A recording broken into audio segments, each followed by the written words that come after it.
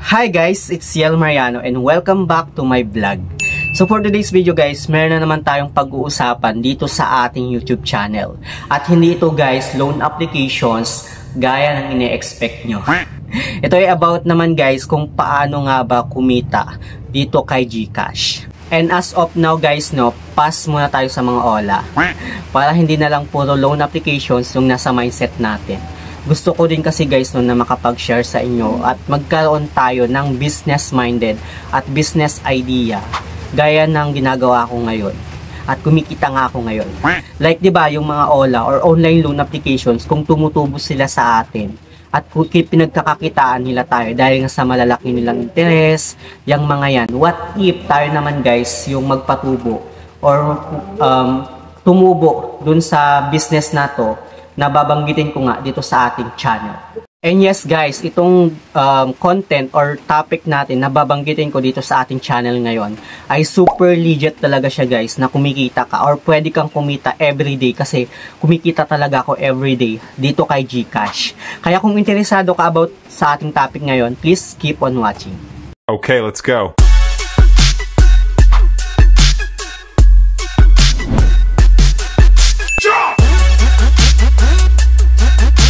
Anyway guys no, bago natin simulan itong topic natin ngayon, gusto ko lang linawin guys na hindi ako sponsored nitong si GCash. Ito ay based lang sa experience ko na gusto ko lang din i-share sa inyo para magkaroon din kayo ng idea na pwede palang pagkakitaan itong si GCash. In case naman guys na gusto nyong humiram sa mga loan applications, meron pala akong nilagay dyan ng mga link ng mga loan na nag-offer nga ng 0% interest sa ng first na loan dyan sa may description box at sa may comment section. But bago nyo guys i-grab yung kanilang offer, make it sure na basahin nyo muna yung kanilang loan terms, agreements, pati na rin yung kanilang loan details bago nyo i-confirm yung loan nyo sa kanila. And dito nga guys no, legit pala talaga na pwedeng nating pagkakitaan itong si GCash. And take note guys, pwede kang kumita ng 800 hanggang 1,000 everyday kahit nasa bahay ka lang. Hindi ito G-Gifts guys no, hindi rin ito G-Loan at lalong hindi ito G-Credit na makikita nga natin kay GCash. Ito isa talaga sa mga patok ngayon na business. Kahit sino pwede talagang mag-business nito as long as fully verified na yung GCash account mo. So yung tinutukoy ko nga guys no, ay itong si GCash Cash In at Cash Out. Kung saan isa na ito ngayon sa trending at patok na negosyo. At take note guys, everyday malaki talaga yung kikitain mo.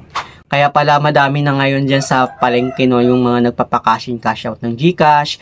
Kahit nga dyan sa mga iba, sa mga katabi nyong barangay, meron din talagang nagpapakash in cash out. Kasi nga naman, malaki yung kinikita nila. Every percentage na tubo nila. So ako kasi guys no, sa tubo ko kasi is 2% per 1,000. Like halimbawa sa 1,000, yung tubo ko dun is 20 pesos.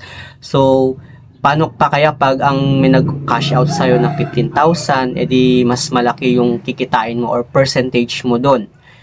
In base nga guys, sa experience ko, kumikita nga ako ng 200 hanggang 700 dito kay GCash. Wow. At sobrang laking bagay na yun guys, kahit nasa bahay ka lang, pwede mo talaga siyang pagkakitaan. Syempre, kasama na doon guys yung load.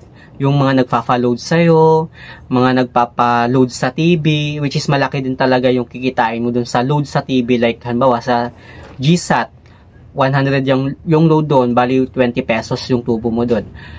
Pero lalo akong mas kumikita talaga ako sa pagka-cash in at cash out. Kung saan nga, sinusulat ko pa talaga dito guys sa notebook ko. Okay. Nandito guys yung mga tinutubo ko, sinusulat ko lahat ng tubo ko para aware ako kung magkano yung tubo ko sa isang araw dito kay GCash. So yung pinaka-latest ko talaga guys na tubo dito kay GCash kagabi, ito 675 pesos. 675 pesos yung kinita ko sa pagka-cash in cash out kagabi dito kay GCash.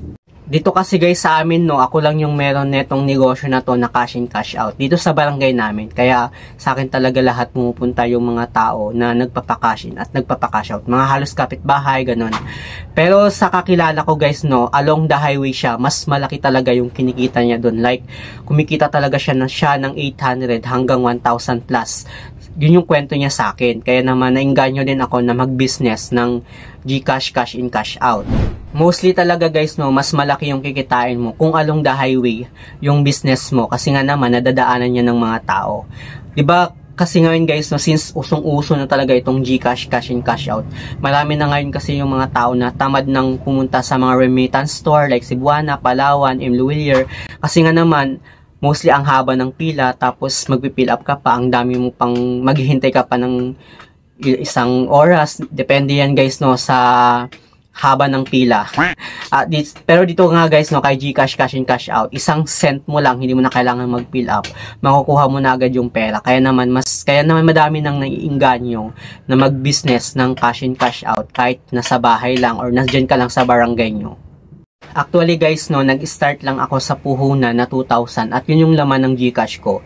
Pero kapag may nagpapa-cash out tapos sobrang laki ng cash out niya like 15,000, ang ginagawa ko guys, wini-withdraw ko yun doon sa mga ATM machine. Kasi meron nga ako guys, Visa card ni GCash. Ayan, kinuha ko ito guys kay GCash mismo. In-order ko ito at mga 15 days bago ko siya nakuha. Then doon na nga ako nag-start na mag-business.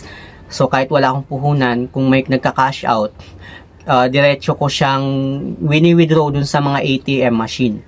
Actually guys, meron sa pag mag-withdraw ka like sa BDO, meron silang kaltas na 18 pesos per transaction.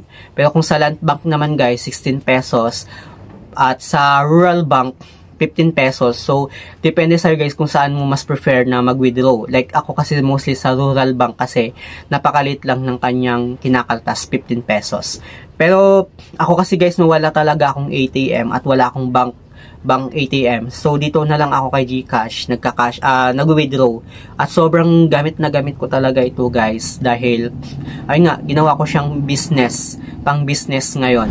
So if ever guys na wala kayong bank ATM, pwede naman kayo mag-order netong Visa card kay GCash. Nandyan lang siya guys, makikita nyo sa mismong app ni GCash. Pwede nyo i-order yan guys.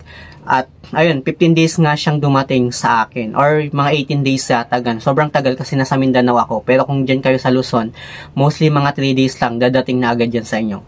Pero guys no, bago kayo mag-withdraw dun sa mga ATM machine gamit itong si GCash Visa card, make it sure na tignan nyo muna yung ATM machine kung meron silang Visa card. Ayan, Visa. Kung may makikita kayong Visa, pwede kayong mag-withdraw doon. Pero kung wala nakikitang Visa, pero may nakita kayong Banknet, ayan, Banknet means pwede din kayo mag-withdraw doon. Pero kung wala naman nakita, maghanap na lang kayo ng ibang ATM machine na merong Banknet or Visa. So yun lang naman guys yung gusto kong i-share sa inyo. In case na wala kayong alam na business idea, why not na i-try nyo nga itong cash in cash out. Kasi legit talaga siya guys na pwede kang kumita kahit nasa bahay ka lang. At yan ay subok na talaga siya nga guys. At ngayon nga malaki-laki na din yung natutubo ko kay GCash. And sobrang patok na din naman talaga itong cash in cash out. Kahit saan ka pumunta guys, may makikita ka ng mga nagpapa-cash in cash out. Kahit nga sari-sari store lang gaya ko guys, pwede na silang mag-business ng cash in cash out. So, at subok ko na talaga siya guys. So, ayun lang naman guys, sa mga hindi pa pala nakakapag-subscribe sa aking YouTube channel, please don't forget to like, share, subscribe. Click the notification bell para updated ka lagi sa aking mga susunod na video. Thank you guys, thank you for watching, and see you on my next video. Bye!